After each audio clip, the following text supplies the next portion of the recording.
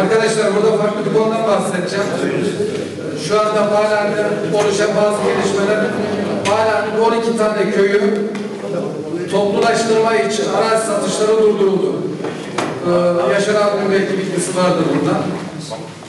Bundan bize yakın olan işte 2-3 köy, Görele, Yeniköy, Avşar, yani bize yakın olan Yaylalıözü, Karamzalı falan bunlar gidiyor. Buralarda şu anda kişiler kendi mülkiyetlerine dahi satamıyorlar. Alım satımlar durdu. Zirai anlamda burada devlet büyük bir yatırım yapacak. Yol, elektrik, su şeklinde düzenleme yapacak. Burada takdir ettirkiler arazi değerlerinin epey yükseleceği konusunda. Bizim köyümüz şu anda bunun dışında ama onun hemen yanında köy. Yani belki bir sonraki aşamada bizim köyümüz de bu kapsam içerisine alınacak.